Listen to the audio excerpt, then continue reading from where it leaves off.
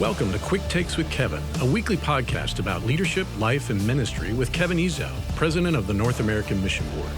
Each week, Kevin will be focusing on how pastors can keep their souls healthy in the midst of the demands and challenges of everyday life. Now, here's your host, Kevin Ezel. Hey, Pastor Kevin Ezel here from the North American Mission Board with Quick Takes from Kevin, and today with one of my favorite guys in all the world, Dr. James Merritt, former president of the Southern Baptist Convention, also pastors in Georgia. James, thanks so much for your time today. Hey, thanks a lot, Kevin. Look forward to being with you, buddy. I always enjoy doing the podcast with you, but prefer to play golf with you, man. Anytime. You want to be careful.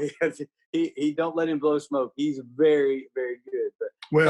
But that's not why he likes to play golf. The reason he likes to play is I'm always paying for his round. That's why he likes to play with me. That's right. And lunch or breakfast or whatever. Yeah, that's right. Well, hey, chapter 37 of Lance Switch's book talks about speak the unspoken rules. And basically he's talking about creating a good team environment and not having dysfunctional relationships with colliding expectations. And James, you were at First Snellville and now at Cross Point, and you've been president of Southern Baptist. You've led a lot of things. But the only way to lead things at the level in which you've led them is you have to surround yourself with a significant team.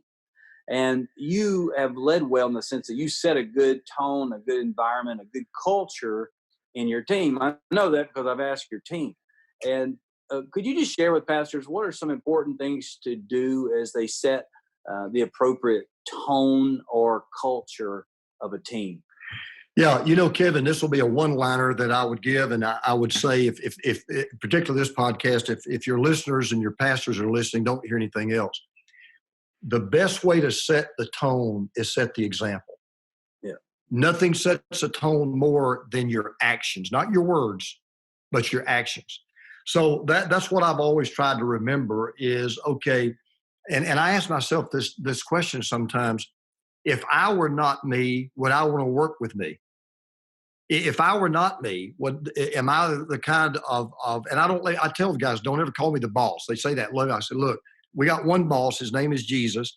We all work, we work for him. We work with each other. I just happen to be the top guy at the head of the, organizational chart. But here's what I do, Kevin. When I hire people, there are two sets of three things that I tell them. And I'll say that there are three things I absolutely demand of you, but I will give to you. Number one, I demand honesty. Right. The one thing that will get you fired on my staff with no questions asked is if you ever lie to me. I don't care what you do. We'll work through it, but don't ever lie to me. I will never lie to you. Don't ever lie to me. So number one is always be honest.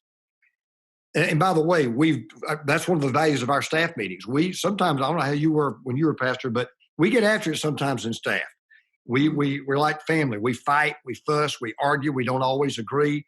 And in that room, and I don't consider it disrespectful, just because I'm Doc, just because I'm the pastor. Look, if you don't agree with me, speak up. Doc, I'm sorry, I think that's wrong, or I think that, whatever. And we'll always come out, with a meeting of the mind, but always be honest. Second one is integrity. Just always do what you say you'll do. You don't have to do anything you don't say you'll do, but when you say you'll do it, you do it. So, for example, if I say to you, "Hey, would you mind giving this person a call? You don't know about it, but they're in your area of ministry, and they just lost a mom or a dad, or this, don't sit there and say I'll do it, and then me find out 2 weeks later you didn't do it. If you do what you say, you will do. So, Be a person of integrity. If I tell you I'm going to do something, I'll do it. You do the same thing. Right.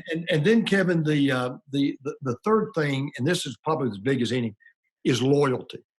I demand absolute loyalty. And what I mean by that is this. I make a promise to my staff. I will never broach a criticism of you behind your back.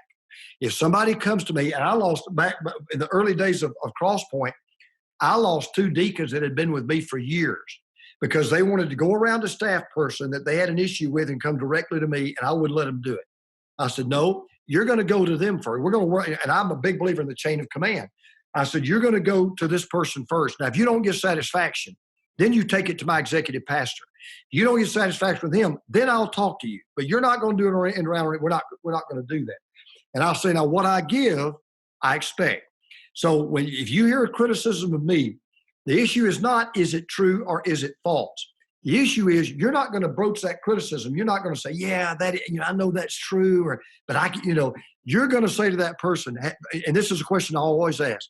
If somebody says something negative to me about a staff person, here's a question I always ask. Have you talked to that staff person? Yeah. Well, no. I said, well, first of all, why are you talking to me? If you talk to someone who is not a part of the problem, you just made them a part of the problem. So I'll always do the Matthew 18 thing, Kevin. I'll say, Matthew 18 says, you got a problem with somebody, you go with them. Now, if you can't work it out with that person, whoever's next up the line, you take it to them. I promise you, if it gets to me, we're going to have a bigger problem. I'm going to have a bigger problem with some people than I am with you. But those are the three things that I tell a staff person. Then on the other end, when they come on board, Kevin, these are the three things I tell them. I expect you to have three priorities in your life in this order. Number one, your personal walk with God. Number two, your relationship to your family, particularly most of the time your wife and your kids. And number three, the church. And then I always say this, I want the church to be a distant third. And they find it hard to believe it. I said, look, you're going to see that in my own life. And I said, let me tell you why. If you are the man or woman of God that you ought to be, and if you are the husband and the father or the wife and the mother that you ought to be, you'll be the minister that I need you to be. But if the situation is reversed, you may think you're the minister you ought to be, but if you're not walking with the Lord and you're not right with your family, you're not the minister that I need. So those are the 6 things that I cover with all the staff people. And then what's most important, Kevin, is when they finally come on board and they see, boy, Doc is honest and Doc does what he says he'll do. And Doc is loyal to me and Doc does have my back. They'll charge him with a water pistol for you. Right. But I think the key is what you just said. But they know exactly what your expectations are, because you do have the courage to tell them up front what they are. You communicate it really clear and you hold them accountable to it. And I think that's when people derail, is when they don't know what the expectations are. They don't know what the ground rules are. And you just make that very. And Kevin, here's a good example, a great example for me. So when we have staff meeting, one of the questions I ask is, who's your one? And what did you do this week to move the ball down the field with either your one or who did you share the gospel with? Now, The reason I can do that, and I'm not saying this to brag, but you know this, my guys know I'm out there doing it. Right. So for example, and again, not to brag, I don't mean it that way at all. But so Monday I went in and I said, guys, let me tell you this. I said, one of the struggles I've been having really big time with this whole COVID thing and social distance and all that, I said, I hadn't had a chance to share the gospel much. I said, you just don't have those opportunities. So I told them about Saturday, I went and my car was dirty, hadn't been washed all winter. So I went and had my car washed. Well, it's a little machine and you're supposed to take your credit card in. Well, the guy comes out that owns the car wash. His name's Anuj. I never met the guy. He's from India. The guy's name is Anuj. And he said, hey, and he starts trying to sell me on, there's like a $25 wash, $30 wash, $35 wash. He's trying to sell me a $35 wash. Normally I wouldn't do it, but I said, News, let me ask you a question. I said, you're an honest guy? He said, yeah, I'm honest. I said, well, which car wash would you get if it was your car? He said, well, I'd get the $35 car wash. I said, okay. I said, I'll tell you what I'm going to do. I'll give you I'll buy the $35 car wash under one condition. He said, what's that? And I had my best news cards I carry with me. I pulled my best news card out. I said, I want you to read the message on that card. I said, where are you from? He said, India. I said, I'm assuming you're Hindu. He said, I was raised Hindu. I said, well, I'm going to tell you something. The message on that card radically changed my life. And I said, I'm going to be honest with you. If it's true, it will change your life. Now, if you don't believe it's true, I don't care. And if it's not true, I don't care what you believe. But I said, I want you to look at me. You said you're honest. I want your words. You'll read that card. He said, well, I will, but I believe all religions are true. I said, well, if you read that card, you won't believe that anymore. Because I said, if that card is true, every other religion can't be true. And here's the point I'm making. I didn't have to do that. Nobody pays me to do that. I'm not bragging on it. But my guys know I do that. So when I went around, Kevin, to get the car washed on the inside, there were 2 young guys there, an African-American young man and a white guy. Did a great job. I had 2 cards. I gave them both a $5 bill. And I said, guys, you guys, and they looked at it and I said, what do you guys normally get tipped? Oh, maybe $2. I said, okay, I'm giving you both $5. They said, well, you're only supposed to tip one of us. I said, I'm going to tip both of you because I want you to do something. I said, you're going to earn your money. I want you to read this card. So, but it's greatest news of my life. I get in my car. I crank the car to drive off. I happen to look to my right. The African-American guy has gone over to a bench and he's sitting down reading that card. My point, Kevin, is this. Here's my point. They know I'm not asking them to do what I don't do. All right. So I've got the credibility to go in. Who's your one? Okay, so here's what I said, Kevin. I'm sorry to talk about this. It's on my heart. So I said, guys, would you pray this week? I'll get to lead somebody into Christ. Well, you may have started on my Twitter feed. Two African-American family up. They live on the other side of another street up from me in my neighborhood. Watched our service on Sunday.